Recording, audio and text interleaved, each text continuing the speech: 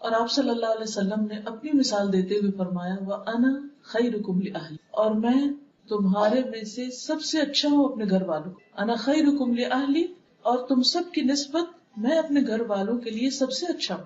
عام طور پر ایک اچھے انسان کو اس کے اخلاق اور معاملات سے پہچانا جاتا ہے کہ اس کی گفتگو کیسی ہے، اس کے میل ملاپ کا طریقہ کار کیا ہے، اس کا بولنے کا طریقہ کیا ہے، وہ خوشی میں کس طرح ریئیکٹ کرتا ہے، وہ غم میں کیسے ریئیکٹ کرتا ہے، وہ خوف کے موقع پر، وہ مختلف کیفیات کے موقع پر کس طرح بہیو کرتا ہے. دوسری طرف یہ بھی ہے کہ ہمارا سب سے زیادہ واسطہ اپنے گھر والوں سے پڑتا ہے. ہم دن رات ان کے سامنے ہوتے ہیں، ہم پریٹینڈ نہیں کر سکتے، ہم ان کے سامنے کچھ اور نہیں بن کے دکھا سکتے، ہم وہی ہوتے ہیں جو ہوتے ہیں. اور چونکہ ایک لمبا عرصہ ان کے ساتھ گزرتا ہے تو وہ ہماری اچھائیوں برائیوں دونوں سے واقف ہو جاتے ہیں، ہماری کمزوریوں سے بھی اور ہمارے اسٹرینگث جو ہیں ان سے بھی واقف ہو جاتے ہیں. اس لیے اچھائی کا یہ معیار اچھا خاصا کڑا معیار ہے، اور اس پر پورا اترنا ایک مشکل کام ہے. جن لوگوں سے ہمارا تھوڑی دیر کے لیے میل جول ہوتا ہے، اگر ان کی کوئی بات بری بھی لگ جائے تو ہم عام طور پر درگزر کر جاتے ہیں اور کہتے ہیں تھوڑی دیر کی تو بات ہے، چلو چھوڑو جانے دو.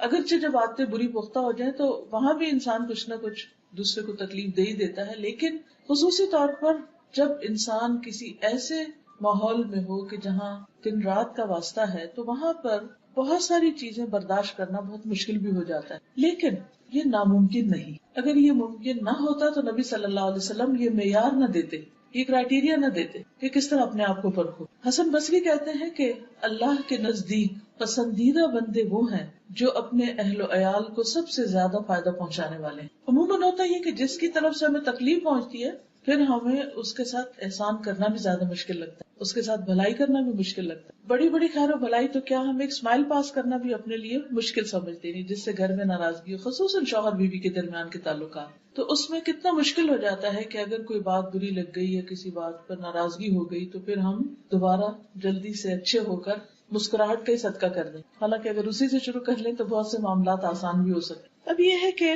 گھر والوں کے ساتھ اچھے معاملے یا ان کے حقوق کا خیال رکھنے کو سب سے بہترین اس لیے بھی بتایا گیا کہ ان کا حق ادا کرنا ہم پر فرض ہے.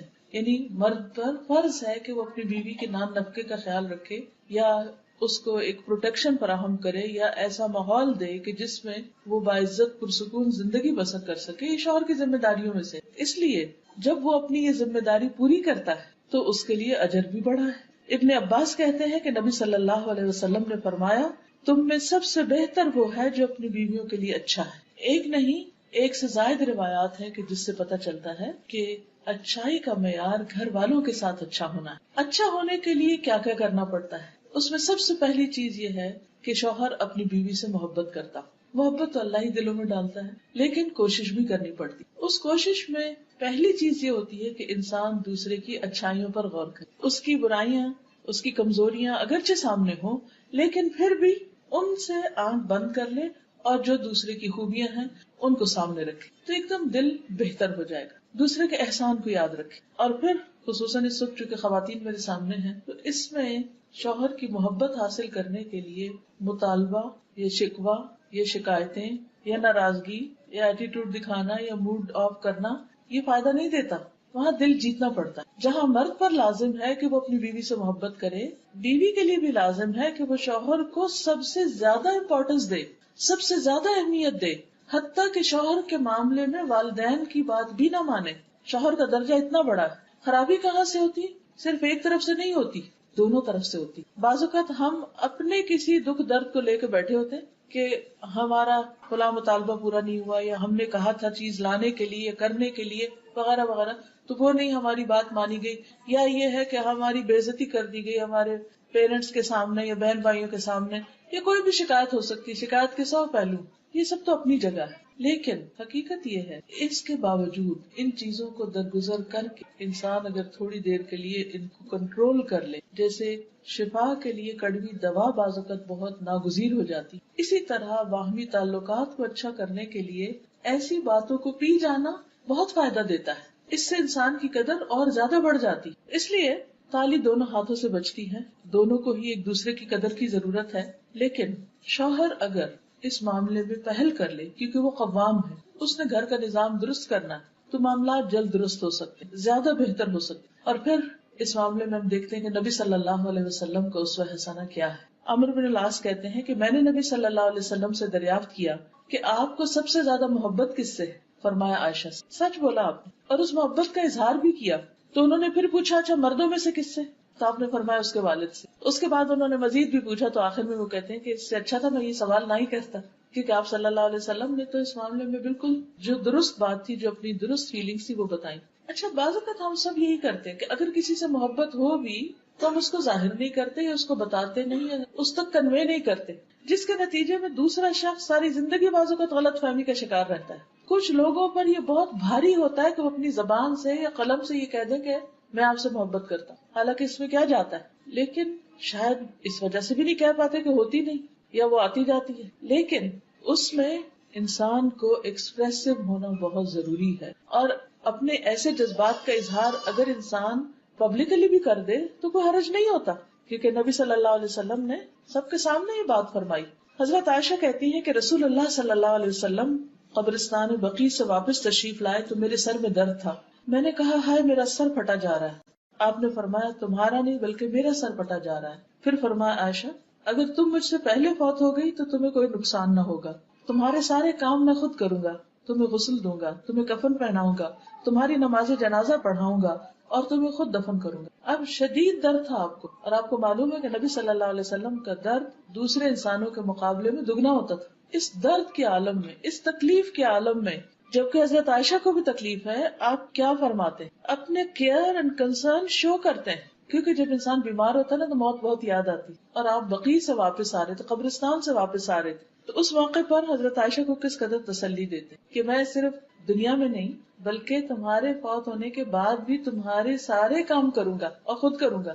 یہ جملہ کتنا بہترین جملہ ہے. ہم لوگوں کے یہاں عام طور پر موت کا ذکر کرنا برا سمجھا جاتا ہے، اور اگر کوئی شوہر ان الفاظ میں محبت کا اظہار کر دے تو وہ بیوی الٹا لے گی اور کہے گی اچھا تم میرے مرنے کے انتظار میں. بہرحال یہاں بھی آپ دیکھیے کہ الفاظ سے اظہار ہے، اور بعض اوقات صرف محبت نہیں بلکہ کیئر، کنسرن، خصوصاً اگر کوئی بیمار ہو، اگر شوہر بیمار ہو یا بیوی بیمار ہو یا تکلیف میں ہو. عام حالات میں تو ٹھیک ہے، ہر کوئی اچھی بات کر سکتا ہے، لیکن بیماری کی حالت میں، دکھ درد کی حالت میں اچھے الفاظ منہ سے نکالنا اور مشکل ہو جاتا ہے. حضرت عائشہ فرماتی ہے کہ میں حیض کی حالت میں پانی پیتی اور برتن نبی صلی اللہ علیہ وسلم کو دے دیتی، یعنی گلاس جس میں بھی پانی پیتی. آپ اسی جگہ سے منہ رکھ کر پانی پیتے جہاں سے میں نے منہ رکھ کر پانی پیا ہوتا تھا. یہ بھی محبت کے اظہار کا ایک طریقہ ہے. میں ہڈی سے گوشت کھا کر نبی صلی اللہ علیہ وسلم کو دے دیتی، گوشت میں کھا لیتی، ہڈی آپ کو دے دیتی. آپ اسی جگہ سے کھاتے جہاں سے میں نے کھایا ہوتا تھا. یہ محبت کے چھوٹے چھوٹے انداز ہیں، جسچرز ہیں کہ جس سے باہم ایک بانڈنگ سمجھ میں آتی ہے، نظر آتی. پھر محبت میں یہ نہیں کہ کبھی کبھار انسان چند ڈائلاگز بول دے، بلکہ دوسرے کو کیئر کنسرن کے علاوہ ٹائم بھی دے. وقت دینا ایک بہت اہم چیز ہے. کتنے بھی مصروف ہوں، کیا ہم میں سے کوئی یہ کہہ سکتا ہے کہ میری مصروفیت تو نبی صلی اللہ علیہ وسلم سے بھی زیادہ ہے؟ نعوذ باللہ، کوئی بھی نہیں. لیکن اس کے باوجود آپ دیکھیے کہ آپ صلی اللہ علیہ وسلم اپنے گھر میں وقت دیا کرتے تھے، اور آپ کی ایک سے زائد ازواج تھی، اور آپ روزانہ ہر ایک کو وزٹ کرتے. تھوڑی دیر کے لیے سوچئے، اگر آپ کو دن میں 9 لوگوں کے پاس جانا پڑے تو کیا حال ہو. جا کے ان سے صرف اتنا ہی پوچھے کہ کیا حال ہے، کیسی. امپاسبل. ایک عام انسان تو اپنا ایک گھر کا خیال نہیں کر سکتا، کیونکہ ازواج کے چیمبرز الگ الگ تھے. پھر اسی طرح یہ ہے کہ خوشی کے موقع پر، تفریح کے موقع پر بھی خیال رکھتے. حضرت عائشہ کہتی ہے کہ ایک مرتبہ عید کے دن رسول اللہ صلی اللہ علیہ وسلم کے سامنے کچھ حبشی کرتب دکھا رہے تھے، کھیل کھیل رہے تھے. میں نبی صلی اللہ علیہ وسلم کے کندھے پر سر رکھ کر انہیں جھانک کر دیکھنے لگی. ابھی ایک پبلک کی جگہ ہے، تو نبی صلی اللہ علیہ وسلم نے اپنے کندھے میرے لیے جھکا دیے کہ اور آسانی ہو جائے. میں آپ کے کندھوں پر سے انہیں دیکھتی رہی، اور جب دل بھر گیا تو واپس آ گئی. تو آپ نے مجبور نہیں کیا کہ نہیں تم ادھر ہی کھڑی رہو، آزادی بھی دی. اور جب وہ پاس کھڑے ہو کر دیکھنا چاہتی تھی تو اتنی دیر فیسلٹی بھی دی، آسانی بھی فراہم کی. کتنے مواقع ایسے ہوتے ہیں کہ ہم لوگ ایز اے فیملی گھروں سے باہر جاتے ہیں. وہ اصل ٹیسٹ کا وقت ہوتا ہے جب آپ کسی پکنک پہ ہوں یا کسی ایسی جگہ پر ہوں، تو اس موقع پر عموماً مشکل ہو جاتی ہے کیونکہ ہر ایک تھک جاتا ہے، یا کوئی پھر اپنی مرضی سے بیٹھنا اٹھنا چاہتا ہے، کھانا چاہتا ہے، نہیں کھانا چاہتا. تو بعض اوقات ہم دوسرے کو بہت مجبور کر دیتے ہیں کہ نہیں جو ہم چاہ رہے ہیں ویسا تم کرو، اس کی زندگی کو کنٹرول کرنے لگتے ہیں. تو اس سے دوسروں کے لیے بڑی مشکل ہو جاتی. محبت کا یہ مطلب نہیں ہوتا کہ کسی کو انسان پوزیس کر لے. یہ کانسیپٹ بہت غلط ہے کہ اس کی آزادی چھین لے. ہم کیا چاہتے ہیں محبت میں کہ بس جس شخص سے ہم نے محبت کر لی وہ ہمارا غلام بن جائے. وہ کھائے بھی ہماری مرضی سے، پیے بھی ہماری مرضی سے، اٹھے بھی بیٹھے بھی. ہمیں اگر ٹی وی دیکھنا تو وہ لازمی ٹی وی دیکھے، اور اگر وہ ٹی وی دیکھنے میں ساتھ نہیں دے رہا تو پھر اس کو ہم سے محبت ہی نہیں. عام طور پر مردوں کو یہی شکایت ہوتی ہے نا بیوی، ان کو اخبار کا شوق ہوتا ہے، ٹی وی کا شوق ہوتا ہے، خبروں کا ہوتا ہے، دنیا بھر کی سیاست کا ہوتا ہے. عورتوں کے ان موضوعات سے عام طور پہ دلچسپی نہیں ہوتی، تو پھر وہ بعض اوقات یہ ہوتا ہے کہ وہ کہتے ہیں کہ جی کوئی کمپیٹیبلٹی نہیں، بیوی کو کچھ سمجھ نہیں. تو اس میں مردوں کو عورتوں کی ذات یا ان کے مزاج یا ان کے خیالات یا ان کی دلچسپیوں کا لحاظ رکھنا چاہیے، جس طرح یہاں ہم دیکھتے ہیں کہ نبی صلی اللہ علیہ وسلم کا. پھر اسی طرح حضرت عائشہ کہتی ہے کہ میں گڑیوں کے ساتھ کھیلتی تھی، میری سہیلیاں بھی آ جاتی اور میرے ساتھ کھیل کود میں شریک ہو جاتی، اور جو ہی وہ رسول اللہ صلی اللہ علیہ وسلم کو آتے دیکھتی تو چھپ جاتی. آپ انہیں پھر میرے پاس بھیج دیتے کہ وہ میرے ساتھ کھیلنے لگتی. اور آپ دیکھیے کہ کس قدر خیال رکھا جا رہا ہے بیوی کے شوق کا، کیونکہ حضرت عائشہ کم عمر تھی، اگرچہ وہ میچور بھی تھی، بہت سمجھدار تھی، بہت ذہین تھی، بہت سی باتیں بہت بچپن میں سیکھ گئی تھی، لیکن اس کے باوجود ابھی وہ بچی ہی تھی. آپ نے دیکھا ہوگا نا کئی بچے بہت چھوٹی عمر میں قرآن حفظ کر لیتے ہیں اور بہت سمجھدار اور میچور ہو جاتے ہیں، لیکن وہ اپنا کام بھی کرتے ہیں اور پھر تھوڑی دیر کے بعد کھیل کود میں بھی لگ جاتے ہیں. تو ہم ان سے کیا ایکسپیکٹ کرتے ہیں کہ بس اب یہ ہر چیز بڑوں کی طرح بہیو کرے؟ نہیں، ضروری نہیں ہوتا، کیونکہ ہر ایج کے کچھ تقاضے ہوتے ہیں، کچھ پسند اور ناپسند ہوتی، کچھ انسانی ضروریات ہوتی. نبی صلی اللہ علیہ وسلم سے بڑھ کر کون حکمت والا تھا اور کون نفس شناس تھا اور کون انسانوں کی ضروریات کا خیال رکھنے والا تھا، اور وہ اپنے گھر میں کیسے نہ رکھتے. ظاہر شوہر باہر سے آتا ہے تو وہ کیا چاہتا ہے کہ بیوی اس کو توجہ دے، بیوی اس میں دلچسپی لے، لیکن آپ آ کر بیوی کی دلچسپی کو دیکھ رہے ہیں کہ اس وقت وہ کھیل رہی ہے، اس کی دوستیں پاس ہیں تو وہ ان کو پاس ہونا چاہیے. اس سے ایک یہ بھی پتہ چلتا ہے کہ ایک عورت کو عام طور پر اپنی سہیلیوں میں، اپنی کلاس میٹس کے ساتھ، اپنی ہم عمر لڑکیوں کے ساتھ بات چیت گفتگو میں زیادہ مزہ آتا ہے بعض اوقات، یا وہ کہیں جانا چاہتی ہے یا کوئی سہیلی آنا چاہتی ہے. تو بہت دفعہ شادی کے بعد گھروں میں لڑائی جھگڑے اس لیے بھی ہو جاتے ہیں کہ شوہر ان کو کہیں جانے نہیں دیتے، کسی سے بات نہیں کرنے دیتے. اتفاق سے آج ہی ایک خاتون میرے پاس آئی ہوئی تھی تو کہنے لگی کہ میرے میاں شادی کے بعد 2 سال تک وہ نہ مجھے کہیں جانے دیتے، نہ فون پہ کسی سے بات کرنے دیتے. تو مجھے لگتا کہ میں تو پاگل ہو جاؤں گی، یعنی کہ کسی فیمیل فرینڈ کو بھی نہیں آنے دیتے. بعض اوقات ایسا بھی ہوتا ہے کہ خصوصاً اگر بچیاں باہر کے ملک میں شادی ہو کر جائیں، وہ بھی باہر سے ہی آئیں گی، وہاں نہ رشتے دار ہوتے ہیں، نہ کوئی اور جان پہچان کے لوگ ساتھ، آس پاس بھی نان مسلمز بعض اوقات نیبرہڈ میں ہوتے ہیں، ان کے کلچر میں بہت فرق ہوتا ہے، ان سے ملنا جلنا مشکل ہوتا ہے.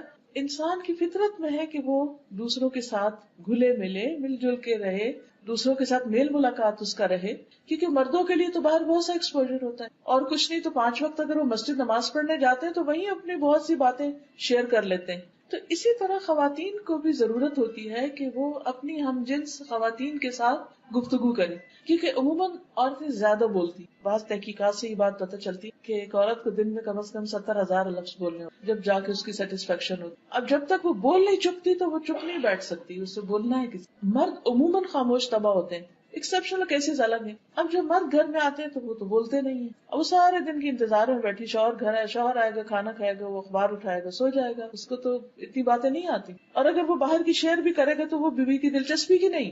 تو یہ عورت کی ایک بہت فطری ضرورت ہے کہ وہ اپنی جیسی، اپنی پسند کی، اپنے مزاج سہیلیوں کے ساتھ بات چیت کرے، کیونکہ وہ کپڑے کی بھی کرے گی، زیور کی بھی کرے گی، ریسیپی شیئر کرے گی، وہ بچوں کے مختلف مسئلے مسائل بھی ڈسکس کرے گی، اور اس سے اس کی مینٹل گروتھ ہوتی ہے، میچورٹی ہوتی ہے. اس کے کام کی نوعیت کے اعتبار سے اس کی یہ ضرورت ہوتی ہے.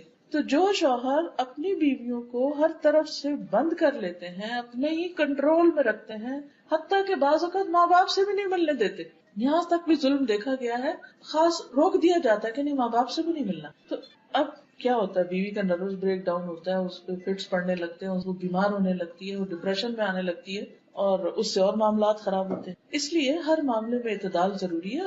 اور کوئی بھی خاتون کسی خاتون سے صرف شوہر کی یا سسرال کی برائیاں کرنے کے لیے دوستی کر لے، کیونکہ عموماً تو یہی ہوتا ہے نا کہ اٹھایا فون اور کہا آج ساس نے یہ کیا، فلاں نے یہ کیا، فلاں نے یہ کیا. یہ بھی انتہائی غلط ہے، یہ رویہ بھی سخت ناپسندیدہ ہے. تو دونوں ہی طرف سے اعتدال ضروری ہے. پھر اسی طرح نبی صلی اللہ علیہ وسلم اس حد تک خیال رکھتے تھے کہ کبھی کبھار دوڑ بھی لگاتے تھے حضرت عائشہ کے ساتھ. حضرت عائشہ کہتی ہے کہ وہ ایک سفر میں نبی صلی اللہ علیہ وسلم کے ساتھ تھی، میں نے آپ کے ساتھ پیدل دوڑ لگائی اور میں جیت گئی. پھر میرا جسم بھاری ہو گیا کچھ، میں نے آپ کے ساتھ پھر دوڑ لگائی، اس مرتبہ آپ جیت گئے. تو آپ نے فرمایا آج کی یہ جیت پچھلی ہار کا بدلہ ہے، یعنی میں نے بدلہ لے لیا. مذاق میں کہا. تو اب آپ دیکھیے کہ آج کے دور میں کوئی بھی مذہبی شخص یا دیندار شخص، اس سے یہ توقع نہیں کی جا سکتی کہ وہ اپنی بیوی کے ساتھ کہیں دوڑ لگائے یا کسی کھیل میں شریک ہو یا اس کو کھیل دکھائے. عموماً جب ہم دین کی طرف آتے ہیں تو ہم یہ سمجھتے ہیں کہ شاید دین صرف نماز روزے کا نام ہے اور یہ جو دنیا کے معاملات ہیں یہ شاید اس کا حصہ نہیں. حالانکہ اگر ان کو بھی حدود کے اندر رہ کے کیا جائے تو یہ بھی عبادت ہے، کیونکہ نبی صلی اللہ علیہ وسلم کی سنت کی پیروی میں ہوں گے نا. پھر اسی طرح یہ ہے کہ نبی صلی اللہ علیہ وسلم حضرت عائشہ کے آرام کا بہت خیال رکھتے تھے، کیونکہ عموماً جھگڑے فساد لڑائیاں چھوٹی چھوٹی باتوں پر ہوتے. اگر آپ کسی سے پوچھیں نا کہ میاں سے لڑائی تو کس بات پر ہوئی، جو میرے پاس کوئی اس طرح کا معاملہ لے کر تو میں کہتی کہ کیا مسئلہ کیا تھا، اور آپ یقین کریے کہ 90% چھوٹی سی کوئی بات ہوتی ہے جس سے کوئی معاملہ خراب ہو جاتا ہے. مثلاً اگر بیوی سو رہی ہے اور شوہر نے دھڑ سے دروازہ بند کر دیا تو وہ اٹھتے ہی سوئے سوئے غصے میں بولنا شروع کر دے گی، وہ غصے میں بولے گا، نیند خراب ہوگی، اٹھ کے ایک طرف چلا جائے گا، وہ دوسری طرف. تو یہ چھوٹے چھوٹے لڑائی جھگڑے جو ہیں یہ گھر کے ماحول کو خراب کر دیتے. حضرت عائشہ کہتی ہیں کہ نبی صلی اللہ علیہ وسلم میرے پاس میری باری کی رات میں تھے. آپ نے کروٹ لی اور اپنی چادر اوڑھ لی اور جوتے اتارے اور ان کو اپنے پاؤں کے پاس رکھ دیا اور اپنی چادر کا کنارہ اپنے بستر پر بچھایا اور لیٹ گئے. اور آپ اتنی ہی دیر ٹھہرے کہ آپ نے گمان کر لیا کہ میں سو چکی ہوں. آپ نے آہستہ سے اپنی چادر لی اور آہستہ سے جوتا پہنا، آہستہ سے دروازہ کھولا اور باہر نکلے، پھر دروازے کو آہستہ سے بند. یعنی ہر چیز آہستہ سے، جوتے آہستہ سے اتارے، جوتے آہستہ سے پہنے، دروازہ آہستہ کھولا، دروازہ آہستہ بند، آہستہ سے باہر نکلے. کتنے شوہر اور بیوی ہیں جو سوتے ہوئے ایک دوسرے کے لیے اتنے کیئرنگ ہو کہ دوسرا شخص سو رہا ہے تو مجھے اس کو ڈسٹرب نہیں کرنا. کچھ لوگوں کو نیند بڑی مشکل آتی ہے، کچھ کو نیند ایک دفعہ کھل جائے تو ان کو دوبارہ نیند نہیں آتی. کئی طرح کے نفسیاتی مسائل ہوتے ہیں. تو ایسی صورت میں دوسرے کا لحاظ رکھنا اور دوسرے کو اپنی ذات سے تکلیف نہ دینا، یہی گھریلو زندگی میں خوشحالی کا راز ہے. پھر اسی طرح آپ دوسروں کو بھی اس بات کی تلقین کرتے تھے کہ عورتوں کے ساتھ نرمی کا سلوک کیا جائے. حضرت انس کہتے ہیں کہ نبی صلی اللہ علیہ وسلم اپنی ازواج مطہرات کے پاس تشریف لائے. اونٹ ہانکنے والا اونٹوں کو تیز ہانک رہا تھا، جیسے کوئی ڈرائیور تیز ڈرائیو کر رہا ہو، جھٹکے لگ رہے ہیں اور دھکے پڑ رہے ہوں. اس کا نام انجشا تھا.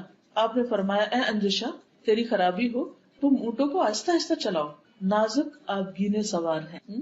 ویحک یا انجشا سوفت بالقواریر، قواریر کہتے ہیں کرسٹل کو، قواریر من فضۃ. یعنی خواتین جو ہیں ان کے دل شیشے کی طرح ہوتے، بہت جلدی ٹوٹتے. اور ایک حقیقت ہے کہ ہم سب اچھی طرح جانتے ہیں کہ چھوٹی سی بات بعض اوقات ہم محسوس کر لیں، بعض اوقات بڑی بڑی باتوں کی پرواہ نہیں کرتے، کیونکہ ہمارے مزاج کے اندر جسمانی تبدیلیوں کی وجہ سے بھی کئی تبدیلیاں آتی رہتی، کبھی پوسٹ نیٹل اور کبھی پیدائش کے بعد اور کبھی پریگنینسی میں اور کبھی پیریڈ سے پہلے اور کبھی اس کے بعد اور کبھی پھر جب مینوپاز شروع ہو جاتا ہے، بڑھاپے کے مسائل، 100 طرح کے مسائل ہوتے ہیں. عورت اپنی زندگی میں جسمانی اعتبار سے فزیکلی بہت ساری چینجز میں سے گزرتی ہے، تبدیلیوں میں سے اور حالت بدلنے سے. تو اس لیے بہت ضروری ہے کہ اس کے ان مخصوص حالات کا خیال رکھا جائے. پھر اسی طرح نہ صرف یہ کہ سواری کو آہستہ چلانے کی بات، بلکہ سواری پر سوار کراتے ہوئے بھی آپ مدد دیتے. حضرت انس کہتے ہیں میں نے دیکھا کہ رسول اللہ صلی اللہ علیہ وسلم حضرت صفیہ کی وجہ سے اپنے پیچھے اونٹ کی کوہان کے گرد اپنی ابا سے پردہ کیے ہوئے تھے. جب وہ سواری پر سوار ہوتی تو آپ اونٹ کے پاس بیٹھ جاتے اور اپنا گھٹنا کھڑا رکھتے. حضرت صفیہ اپنا پاؤں آپ کے گھٹنے پر رکھ کے سوار ہوتی. آپ دیکھیے کہ کس قدر کیئر ہے، کیونکہ کبھی آپ نے سے اونٹ پہ سوار ہوا، آپ کو معلوم ہوگا کہ اس کی سواری بہت مشکل ہے. تو ایون اونٹ پہ چڑھنا بھی ایک مشکل کام ہے. بیٹھے ہوئے اونٹ پہ چڑھا جاتا ہے لیکن وہ بھی مشکل ہے. تو آپ صلی اللہ علیہ وسلم خود پاس کھڑے ہو جاتے، اپنا گھٹنا رکھتے، وہ اس پر ایک طرح سے سیڑھی بنا کے پھر اوپر چڑھتی. آج آپ دیکھیے کہ کون مرد ہوگا جو اتنے لاڈ کرے، اور پھر یہ پبلک میں ہو رہا ہے اور اس میں آپ کوئی شرمساری محسوس نہیں کر رہے، اور حضرت انس دیکھ بھی رہے ہیں کہ آپ کیا کر رہے ہیں اور پھر اس کو آگے روایت بھی کرتے ہیں. یہ بھی سنت ہے، یہ چیزیں بھی نبی صلی اللہ علیہ وسلم کا طریقہ ہے. اگر ہم اپنے گھروں کے اندر چھوٹی چھوٹی چیزوں میں ایک دوسرے کے مددگار بن جائے تو بہت سے حالات اور معاملات درست ہو سکتے ہیں. پھر اسی طرح اپنے سے زیادہ دوسروں کی فکر کرنا، یہ بھی بہت اہم ہے. حضرت انس کہتے ہیں کہ میں اور ابو طلحہ خیبر سے واپس آ رہے تھے اور نبی صلی اللہ علیہ وسلم کے پیچھے حضرت صفیہ سوار تھی کہ اچانک رسول اللہ صلی اللہ علیہ وسلم کی اونٹی پھسل گئی اور رسول اللہ صلی اللہ علیہ وسلم اور حضرت صفیہ دونوں گر گئے. ابو طلحہ تیزی سے وہاں پہنچے، کہنے لگے یا رسول اللہ، اللہ مجھے آپ پر قربان کرے، کوئی چوٹ تو نہیں آئی؟ آپ نے فرمایا نہیں، خاتون کی خبر لو، یعنی مجھے چھوڑو، ان کی خبر لو. چنانچہ ابو طلحہ اپنے چہرے پر کپڑا ڈال کر ان کے پاس پہنچے اور حضرت صفیہ پر کپڑا ڈال دیا.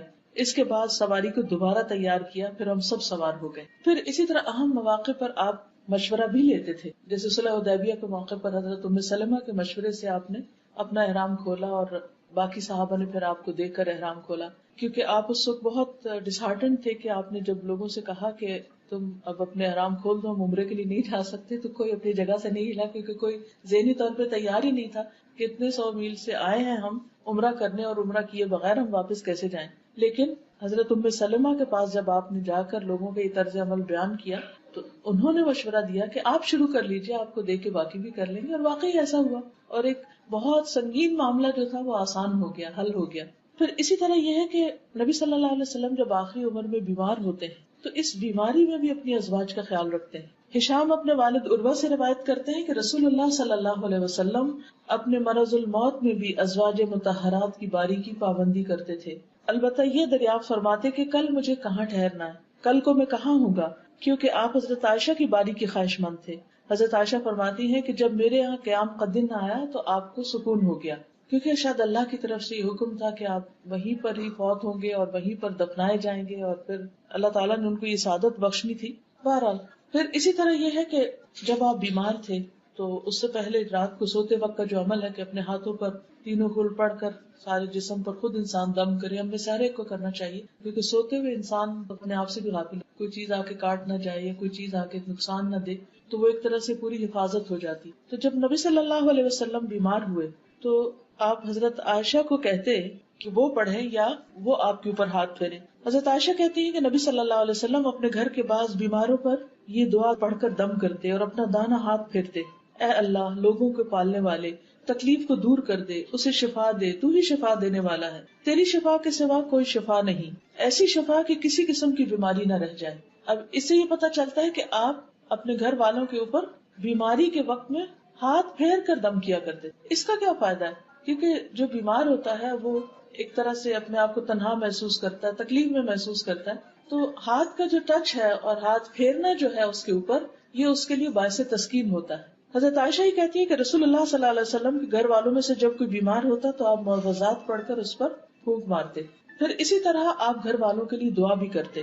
حضرت عائشہ کہتی ہے کہ میں نے رسول اللہ صلی اللہ علیہ وسلم کو خوش طبیعت دیکھ کر کہا، اے اللہ کے رسول صلی اللہ علیہ وسلم میرے لیے اللہ تعالیٰ سے دعا کر دی، یعنی آپ میرے حق میں کوئی دعا کریں. آپ نے فرمایا، اے اللہ عائشہ کے پہلے اور پچھلے اور اعلانیہ اور مخفی سب گناہ بخش دے. اور خوشی سے عائشہ رضی اللہ تعالیٰ عنہا نے پھر ہنسنا شروع کر دیا، یہاں تک کہ ان کا سر حضور صلی اللہ علیہ وسلم کی گود میں جا پڑا، یعنی اس دعا سے وہ اتنی خوش ہوئی. اچھا، بعض اوقات گھر والے ہم سے کوئی چھوٹی سی چیز کا مطالبہ کرتے ہیں اور ہم اتنے بزی ہوتے ہیں کہ ہم بات بھی نہیں سنتے، اور خصوصاً جیسے بچے ہوتے ہیں نا کہ وہ کہتے ہیں کہ 1 منٹ کی بات، 1 منٹ کہتے ہیں جاؤ جاؤ ابھی نہیں وقت، پھر آنا. وہ چھوٹا سا کام کہتے کر دیتے، ہم کہتے ہیں ابھی کام یاد آیا آپ کو، ابھی تو مجھے یہ کرنا ہے، ہم تنگ آتے ہیں. تو ٹھیک ہے، جب اسٹریس ہو تو کسی کو نہیں کو مطالبہ کسی کام کا کرنا چاہیے، لیکن ایک دوسرے کے لیے سامنے دعا کرنا، بول کے دعا کرنا ایک دوسرے کے ساتھ ایک تعلق کو شو کرتا ہے. پھر اسی طرح حضرت عائشہ کہتی ہیں کہ رسول اللہ صلی اللہ علیہ وسلم نے حضرت فاطمہ کا ذکر کیا تو میں نے ان کے بارے میں کوئی بات کہی، اس پر آپ نے فرمایا، کیا تم اس پر راضی نہیں کہ تم دنیا اور آخرت میں میری بیوی رہو؟ حضرت عائشہ نے عرض کیا، کیوں نہیں؟ آپ نے فرمایا، تم دنیا اور آخرت میں میری بیوی. پھر اپنے بعد ان کے لیے فکر مند ہوتے تھے. حضرت عائشہ کہتی ہے کہ رسول اللہ صلی اللہ علیہ وسلم اپنی بیویوں سے فرماتے کہ اپنے بعد مجھے تمہارے معاملات کی فکر پریشان کرتی کہ جب میں دنیا میں نہیں ہوں گا، چونکہ وہ دوبارہ شادی بھی نہیں کر سکتی تھی اور اکثر کے والدین بھی نہیں تھے، اور حضرت ام سلمہ کی اولاد تھی لیکن باقی سب کی تو اولاد نہیں تھی، تو انہیں فکر ہوتی تھی کہ ان کو کون لک آفٹر کرے گا. فرمایا، اور تم پر صبر کرنے والے ہی صبر کریں گے، یعنی تمہارے ساتھ اچھا سلوک کریں گے. لیکن ہم دیکھتے ہیں کہ ایک کے بعد ایک ازواج مطہرات نیکی کے کام کرتے، خیر اور بھلائی کے ساتھ وقت گزار کے دنیا سے رخصت ہوئے. پھر یہ کہ آپ اپنی ازواج کا نان نفقے کا خیال رکھتے تھے. حضرت عمر کہتے ہیں کہ بنو نذیر کے باغات وغیرہ ان اموال میں سے تھے جن کو اللہ تعالیٰ نے اپنے رسول کو بغیر لڑے دے دیا تھا. یہ اموال خاص طور سے رسول اللہ صلی اللہ علیہ وسلم کے تھے، جن میں سے آپ اپنی ازواج مطہرات کو سالانہ نفقہ کے طور پر بھی دیتے اور باقی ہتھیار اور گھوڑوں پہ خرچ کرتے تاکہ اللہ کے راستے میں جہاد کے لیے ہر وقت تیاری رہے. یعنی جو آپ کا مال تھا اس میں سے آپ نے سب کا باقاعدہ ایک طرح سے نفقہ مقرر کر رکھا تھا. تو اس سے ہی پتہ چلتا ہے کہ شوہر چاہے بیوی کو روزانہ کچھ دے، چاہے ہفتہ وار دے، چاہے مہینے میں دے، چاہے سال میں دے، کچھ بھی دے، لیکن اس کی ذمہ داری ہے کہ وہ بیوی کی ضروریات کا خیال رکھے اور اس میں کھانے کپڑے کے علاوہ بھی اس کی اپنی پسند سے کوئی چیز لینے کے لیے بھی اس کو اجازت دے. داؤد بن قیس کہتے ہیں کہ میں نے ازواج نبی کے حجروں کو دیکھا، یہ کھجور کی چھڑیوں کے تھے، گھاس وغیرہ سے ڈھکے ہوئے تھے، اور میرا خیال ہے کہ حجرے کی چوڑائی دروازے سے دیوار تک 6-7 ہاتھ ہوگی، لمبائی اندر سے 10 ہاتھ اور بلندی 7 اور 8 کے مابین یا اسی کے قریب. بس اتنے گھر تھے. پھر اسی طرح گھر والوں کے لیے اچھا ہونے کا مطلب صرف یہ نہیں کہ ان کو عیاشی کرائی جائے یا ان کے ساتھ صرف اچھا اخلاق برتا جائے، بلکہ ان کے ساتھ اچھا ہونے کا مطلب یہ کہ ان کی آخرت کی بھی فکر ہو. بعض اوقات ہم ان کی دنیا کا اتنا خیال رکھنے لگتے ہیں کہ پھر ان کی آخرت بھول جاتے ہیں. تو حقیقی خیر خواہ اور مخلص اپنے بچوں کا، اپنی بیوی کا وہی ہو سکتا ہے جو ان کی آخرت کی فکر کرے. ہم سب کو بھی اپنا اپنا جائزہ لینا چاہیے کہ ہم اپنے بچوں کی یا گھر والوں کی دنیا کے لیے تو بہت غمگین ہوتے ہیں، اس کی تو بہت فکر کرتے ہیں، لیکن عام طور پر آخرت کے بارے میں غافل ہو جاتے ہیں کہ وہ کس طرف جا رہے ہیں. اور کیوں؟ ہم کہتے ہیں یہ مائنڈ کریں گے، یہ برا نہ مان جائیں. اگر شادی شدہ اولاد ہو تو ہم کہتے ہیں کہ ہم سے میل ملاپ ہی نہ ختم کر دیں، آنا ہی نہ چھوڑ دیں، تو اس لیے ہم ان کو نصیحت نہ کریں. بس ٹھیک ہے جس حال میں ہمیں اپنی شکل دکھاتے رہیں. نہیں، وہ ناراض ہو یا خوش ہو، کچھ بھی ہو، ان کی آخرت کی فکر کرنا ضروری ہے، لازم ہے. چھوٹے بھی ہوں تب بھی، بڑے بھی ہوں تب بھی، عمر کے ہر حصے میں ضروری. اور اس کے لیے آپ دیکھیں کہ نبی صلی اللہ علیہ وسلم نے جہاں نان نفقہ مقرر کیا وہاں گھر والوں کو قناعت کی عادت بھی ڈالی اور اس کے ساتھ جائز فرمائشوں کو پورا بھی کیا. حضرت جابر کہتے ہیں کہ رسول اللہ صلی اللہ علیہ وسلم نرم دل آدمی تھے. حضرت عائشہ جب بھی آپ سے کسی چیز کی فرمائش کرتی تو آپ اس کو پورا کر دیتے تھے. اب دوسری طرف یہ یاد رکھیے کہ حضرت عائشہ کی فرمائشیں کوئی ناجائز نہیں ہوتی تھی. کسی بھی عورت کو اپنے شوہر کی وسعت سے بڑھ کے اس سے فرمائش نہیں کرنی. جتنا وہ کماتا ہے، جتنی اس کی وسعت ہے، کیونکہ جیسے نان نفقے کے علاوہ مہر کے بارے میں بھی قرآن مجید میں کیا بتایا گیا، علی الموسع قدرہ وعلی المقتر قدرہ. وسعت والا اپنے اندازے کے مطابق خرچ کرے اور تنگ دست اپنے اندازے کے مطابق. پھر اسی طرح آپ دیکھیے کہ نبی صلی اللہ علیہ وسلم صرف ازواج نہیں بلکہ ان کی جو سہیلیاں تھیں ان کا بھی خیال رکھتے، خاص طور پر حضرت خدیجہ رضی اللہ تعالیٰ عنہا. حضرت عائشہ کہتی ہے کہ جب آپ بکری ذبح کرتے تو آپ فرماتے کہ اس کا گوشت خدیجہ کی سہیلیوں کو بھی بھیج دو. یعنی وہ تو دنیا میں نہیں، ان کی بہن ایک تو تھی حالہ، لیکن سہیلیوں کا بھی اپنا ایک مقام. والدین کے ساتھ صلہ رحمی میں سے ایک بات یہ ہے کہ والدین کے دوستوں کے ساتھ بھی اچھا سلوک کیا جائے. عام طور پر ہم جب بڑے ہو جاتے ہیں، اپنے مسائل اور بچے اور گھر بار شروع ہو جاتا ہے، تو ہم ایسے رشتوں کو اور ایسے تعلقات کو بھول جاتے ہیں. ٹھیک ہے اگر قریب ہوں تو انسان زیادہ بھی دیکھ سکتا ہے، لیکن اگر دور دراز بھی ہوں، مثلاً آپ کسی خاص شہر میں گئے ہیں اور وہاں آپ کے والدین کے کوئی رشتے دار ہیں، دوست ہیں، تو آپ کو ان سے ملاقات کی کوشش کرنی چاہیے. بھلے سال میں ایک دفعہ، 5 سال میں ایک دفعہ یا کبھی کبھار ہی، لیکن کوشش کرنی چاہیے. کیونکہ صلہ رحمی جو ہے وہ انسان کی عمر بڑھاتی، انسان کے رزق میں برکت کا باعث ہے. حضرت انس کہتے ہیں کہ نبی صلی اللہ علیہ وسلم کے پاس کوئی چیز لائی جاتی تو آپ فرماتے فلاں عورت کو دے آؤ، جو حضرت خدیجہ کی سہیلی تھی، فلاں عورت کو دے آؤ، وہ خدیجہ سے محبت کرتی تھی. سوچئے کہاں تک کیئر اور کنسرن ہے. حضرت عائشہ کی سہیلیوں کو تو کھیلنے کے لیے کہتے تھے کہ آپ آؤ اور کھیلو. حضرت خدیجہ جو فوت ہو چکی تھی ان کی سہیلیوں کو ہدیے وغیرہ بھجوایا کرتے تھے. پھر اسی طرح یہ ہے کہ حد الوسع گھر کا ماحول خوشگوار رکھنے کی کوشش کرتے تھے. پھر گھر کے کام کاج میں تعاون کرتے تھے. گھر والوں کے لیے انسان یا کسی کے لیے بھی بہتر اسی وقت ہو سکتا ہے جب وہ اس کے کاموں میں مددگار ہو. اگر کوئی شخص آپ کے کاموں میں آ کے الٹا رکاوٹ ڈال دے اور کہ مجھے آپ سے بہت محبت ہے لیکن بس آپ میرے پاس بیٹھے رہے، کام کوئی نہ کرے، یہ کس قسم کی محبت؟ یہ تو دشمنی جو محبت کے نام پہ کی جا رہی ہے، دوسرے کو بیکار کر کے رکھ دیا جائے. کیونکہ بعض لوگ جب آ جائیں تو نہ وہ خود کچھ کرتے نہ کرنے دیتے. اس کے برعکس بہت سے لوگ ایسے ہوتے ہیں کہ جو دوسروں کا بہت خیال رکھتے ہیں اور ان کے کاموں میں لگ جاتے ہیں. نبی صلی اللہ علیہ وسلم حالانکہ مردوں کے اوپر فرض تو نہیں ہے کہ گھر کے کام کریں، لیکن وہ گھر آ کر آرام سے بیٹھ نہیں جاتے اور صرف آرڈر نہیں کرتے رہتے تھے، اچھا آپ چائے لے آؤ، پانی لے آؤ، فلاں لے آؤ. بیوی کو خادمہ کی طرح نہیں ٹریٹ کرتے تھے. اسود کہتے ہیں کہ میں نے حضرت عائشہ سے پوچھا نبی صلی اللہ علیہ وسلم اپنے گھر میں کیا کیا کرتے تھے؟ انہوں نے کہا آپ اپنے گھر کے کام کاج یعنی گھر والوں کی خدمت کیا کرتے تھے اور جب نماز کا وقت ہوتا تو فوراً کام چھوڑ کر نماز کے لیے چلے جاتے. آپ دیکھیے کہ کچھ چیزیں ایسی ہوتی ہیں کہ جو کسی محبت بڑھانے یا اچھے تعلقات کے لیے، اچھے بول، کھانا پینا مہیا کرنا، دوست احباب کے ساتھ میل جول، سوشلائزنگ، یہ سب چیزیں بھی. لیکن اس کے ساتھ ساتھ جو بہت اہم بات ہے کہ ضرورت کے وقت مدد بھی. ہمارے یہاں تو اگر کوئی مرد گھر میں تھوڑا سا بھی کام کرے تو وہ زن مرید کہلانے لگتا ہے، یا پھر وہ کرتا ہی نہیں ہے کہ دوسرے کہیں گے کہ دیکھو ہم اپنے گھر میں تو نہیں کرتا تھا، بیوی آئی ہے تو سب کام کرنے. کیونکہ کئی دفعہ لڑکے ماں باپ کو تو فار گرانٹیڈ لیتے ہیں اور ماں باپ کی محبت بھی ایسی ہوتی ہے، کہتے ہیں اچھا تم بیٹھو میں خود ہی کر لوں. لیکن جب انسان کی شادی ہوتی ہے تو پھر ذمہ داریاں بیٹی کی بھی بڑھ جاتی ہیں، بیٹے کی بھی بڑھ جاتی ہیں. تو ایسی صورت میں اگر وہ اپنی کسی ذمہ داری کو پورا کرنے کے لیے بچے کو اٹھا لیا یا بیوی کا کوئی کام کر دیا یا اس کو باہر کہیں لے گیا یا اس کا کوئی خیال رکھا، تو دوسرے گھر والوں کو بھی اس کے اوپر تعاون کرنا چاہیے. ہمارے یہاں عام طور پر اس کو مائنڈ کیا جاتا ہے، یعنی پاکستانی کلچر میں تو یہ درست نہیں ہے. حضرت عائشہ سے کسی نے پوچھا کہ رسول اللہ صلی اللہ علیہ وسلم گھر میں ہوتے تو کیا کرتے تھے؟ انہوں نے کہا کہ نبی صلی اللہ علیہ وسلم بھی انسانوں کی طرح انسان تھے. وہ اپنے کپڑوں کو صاف کرتے تھے، بکری کا دودھ دو لیتے اور اپنے کام خود کرتے. ایک اور روایت میں آتا ہے آپ جوتا سلائی کر لیتے، قمیص کو خود پیبند لگاتے اور فرماتے جس نے میری سنت سے اعراض کیا وہ مجھ سے نہیں. یعنی اس چیز کو بھی انہوں نے اپنی سنت بتایا کہ اپنا کپڑا استری کر لیں یا اپنے کپڑے نہانے کے بعد فرش پر پھینکنے کی بجائے واشنگ باسکٹ میں ڈالیں. یہ چھوٹے چھوٹے کام عموماً